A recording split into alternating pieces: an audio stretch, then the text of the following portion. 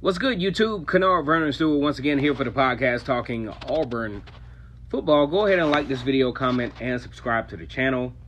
And as always, it's great to be an Auburn Tiger. War Eagle, week number 6 for the Auburn Tigers. Find themselves 5-0 for the first time since 2014, and in a very interesting position as they go down to Gainesville, Florida for the first time in a very long time. The last time these two teams met was back in 2011, and it's kind of a shame because this is one of the better rivalries in all of the SEC. You talk about two top 10 teams coming into this game. Auburn number 7, Florida ranked number 10, and the fireworks are all together, especially with college football game day coming into town. Very nice venue. Very nice for college football and the SEC to have this type of arena for the great October stretch of the SEC. Now, the biggest question that's been asked this week for the Auburn Tigers is can this secondary find a way to contain the very, very talented wide receivers of Florida? That was even something that was talked on the offseason. The big buzz was how talented the Florida wide receiver core was, and especially with a guru like Dan Mullen calling plays, how would a team like Auburn respond, especially in a hostile environment, Ben Hill Griffin Stadium, the swamp? How would they respond, and how would they really, really be able to execute defensive-wise against a team that has at least the potential to move the ball on the level that Florida has? So let's just look at this from a whole totality of circumstance. There's a lot of concern on the Auburn side of the football field of fans and, people that follow Auburn that's like, man, we have a pretty good defense, but we're not as good against the pass as I would like for us to be. Well, statistically, you're kind of sort of spot on because the vulnerabilities of this defense is spelled out loudly when you look at the stats. Out of the 10 touchdowns that Auburn has allowed all season, 7 of them have been passing touchdowns. Also, when you look at 3rd and plus, where Auburn sells out and likes to blitz and do all these other crazy packages, most of the time when conversion is done, in the 33% of the time that Auburn's great defense has given up a 3rd down, conversion has been on a passing play from the opposing team. So when we look at this particular game against Florida, Dan Mullen, the game that I really reference is the game against Georgia. Dan Mullen dialed up a very good offensive game plan, had some flea flickers, things that were wide open, but they just weren't able to execute. So Auburn has to expect that this is the same thing that they're going to see this coming weekend, because Florida is obviously the number 10 team in the country, 5-0. The media has basically said, hey, you haven't played anybody up to this point, so they definitely have a point to prove, and they're going to pull out all the stops.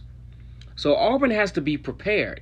Now, looking at the Florida offense has done a great job of distributing the ball. I mean, you have multiple receivers that have 10 or more receptions per game. Even the running back, LaMichael Pirine, has 14 receptions out of the backfield. So if I'm Auburn, what I'm trying to do to neutralize this passing attack is that I'm going to go a little bit, kind of passive-aggressive. Because, Kevin Steele, he's aggressive. He's willing to throw the kitchen sink at you. And sometimes it works, sometimes it doesn't. I think in a situation like this, where you have a team with Florida who, I feel when you talk about the recruiting over the past few years, you talk about the experience, I think Auburn has the advantage here. I don't think you need to take any unprecedented chances or any crazy chances to give a team who otherwise is, somewhat subordinate to you talent-wise and experience-wise a chance at this game. So let's go ahead and, your defensive line is probably one of the best in the country if you're the Auburn Tigers. how about this? How about depend on your defensive line for the rush and go into more of a zone type coverage, man coverage receiver wise, instead of just taking so many chances and giving a team like Florida a chance to hit you for some big plays, kind of like Kent State did, kind of like how Texas A&M had that big 40-yard run. I mean, it's unnecessary, because when we talk about the athleticism with the wide receiver for Florida, receiver position for Florida, and then we talk about the athleticism as far as secondary for Auburn, I mean, there's really no mismatches there. So don't take a chance and put your secondary in a position into unnecessary one-on-one position, especially in the intermediate passing route, to give Florida a chance to exploit you at their, from what I can see, the only area where they have been abundantly successful. So if I'm Kevin Steele, I'm banking on Big Cat Bryant, Derek Brown, Tyrone Truesdale, Cornish Miller to get pressure up front with the interior defensive linemen. And I'm also banking on the fact that I've upgraded linebacker-wise with KJ Britt, Zacoby McClain, Owen Pappo, who stormed in as a starter for the Auburn Tigers. I'm really banking on that to where I can sell a lot of stuff here. I can sell the blitz and then drop back into a zone coverage, kind of confusing the Florida quarterback, Trask, because he's expecting a full sellout, but then you drop back into, zone coverage with the corner, with some very athletic linebackers.